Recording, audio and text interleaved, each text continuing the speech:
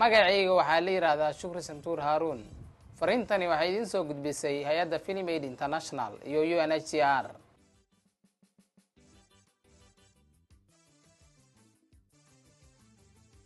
walaalayaal ku soo dhawaada xeryaha qaxootiga Dadaab ee dalka Kenya. waa deegaanka ugu weyn qaxootiga adduunka. xeryahani hadda waxa ku nool in ka badan 400,000 oo qaxooti ah. waxayna ka kooban yihiin 3 xero oo kala ah Dhagaxley, Ifo iyo Hagadheera.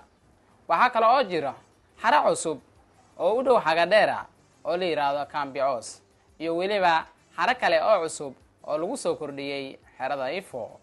dhammaan xarooyinkan cusub waxaa loogu talagalay in la dajiyo qaxootiga faraha badan ee cusub. dhawaana waxaa lidin dajin doonaa xeryahani cusub. inta aad joogtaan Dadaab, waxaa mas'uul ka ah badbaadadiina iyo daryeelkiina dowladda Kenya iyo weliba hay'adda UNHCR-ta. maanta waxaad bilaabi doontaan inaad dhex gashaan nolosha xerada.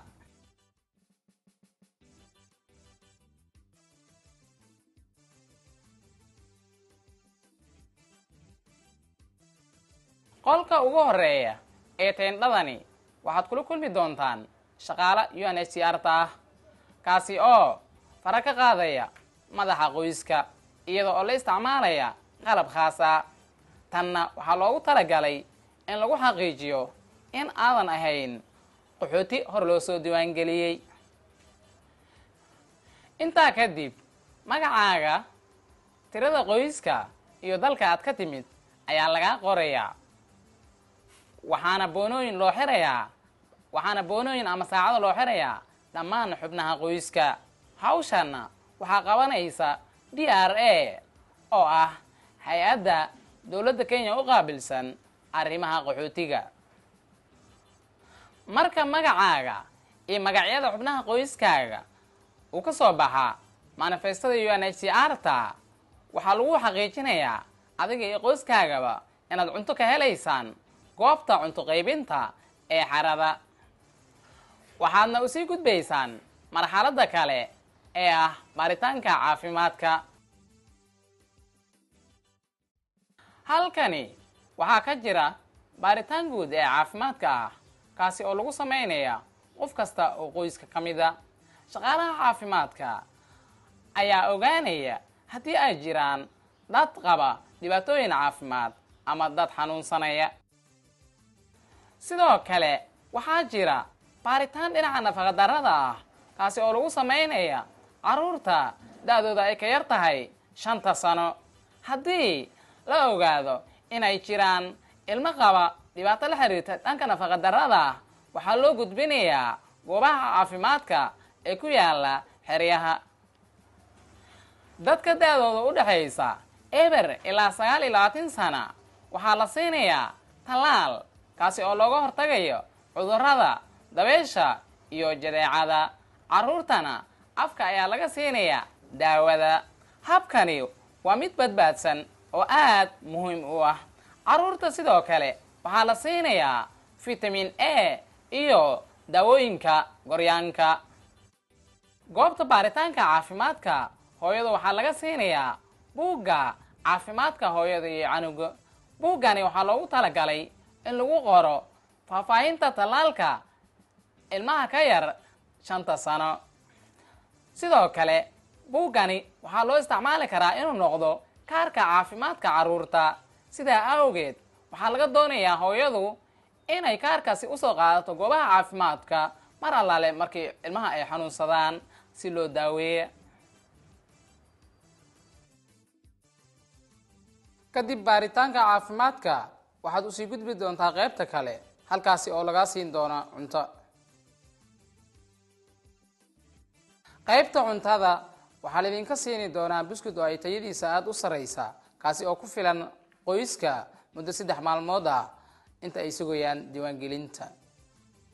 arrintani waxaa loogu gol leeyahay in lagu daboolo baahida dhinaca nafaqada ee qoyska ka hor intaan la diiwaangelinin.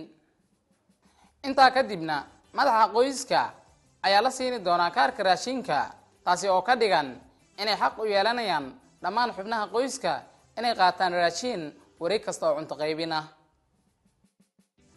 boonada ama saacadda ku xiran madaxa qoyska waa in laga taxadiraa lana xaqiijiyaa inayna lumin ama ayna tirtirmin. boonada ama saacadda waxay si cad u muujinaysaa tirada uu ka kooban yahay qoyska, waxayna ku qoran tahay qalin far waaweyn, taasi oo micnaheeda ah in qof kasta oo ka mid ah qoyska lagu daray tirada. dadka ka yimaadeen Dhagaxley iyo Xagadheera inta ay ku sugan yihiin xarunta soo dhaweynta qaxootiga cusub, shaqaalaha ayaa la socodsiin doona maalinta ay tahay inay diiwaangelin u aadaan xarunta diiwaangelinta IFO. waa inaad xusuusnaataan qaabilitaanka iyo diiwaangelinta waxay ku dhacaysaa muddo 3 beri ah gudahood. waxaa laga doonayaa inaad imaata banaanka xarunta soo dhaweynta qaxootiga cusub saacadu markay tahay 5 subaxnimo maalintii lagu ballamiyay si lagu qaado xarunta diiwaangelinta IFO laguna soo diiwaangeliya. ugu dambeyntii waxaa la doonayaa sidoo kale inaad ogaatid waxyaabaha soo socdo oo aad iyo aad muhiim u ah. 1. nidaamkani waxaa loogu talagalay kaliya dadka qaxootiga cusub ah. haddii aad tahay qaxooti hor u sii diiwaangashanaa, looma baahno inaad ku soo laabato diiwaangelinta. haddii aad isku daydo inaad ku soo laabatana waxaa lagu ogaanayaa faraha laga qaadaya. 2. habkani waxaa loogu talagalay qaxootiga oo kaliya. haddii aad isu diiwaangelisa qaxootinimo lana ogaado inaad hor ugu diiwaangashneed Kenyanimo, dowladda Kenya waxay kaala laabanaysaa aqoonsiga wadaninimada ah. taasna waxay kaa dhigaysaa qofan dal ama dowladi lahayn ama qof aan ahayn Kenyan ama Soomaali. 3. waa muhiim in aad loo dhowro nadaafadda, gaar ahaan caruurta, si looga hortago faafitaanka cudurrado. sidaa awgeed waa muhiim in caruurta gacmaha loo dhaqo ka hor inta ayna cunin timirta iyo buskudka halkani lagu siin doono. 4.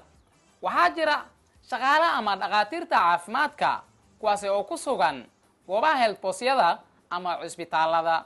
waxay diyaar u yihiin inay idinka caawiyaan haddii idin haysato dhibaatooyin dhanka caafimaadka ah ama baahidiina caafimaadka. waa muhiim inaad dadkaasi raadsataan haddii qof ama dhowr qof oo qoyska ka mid ah ay xanuunsanayaan ama ay qabaan dhibaatooyin caafimaad si lidin caawiyo intay goor tahay. 5. xerada waxaa loo hagaajiyey in loogu adeego laguna taageera qaxootiga. si kastaba ha ahaatee waxaa la doonayaa in idinka dhexdiina aad is caawisaan, aad isu gargaartaan si aad u heshaan badbaado.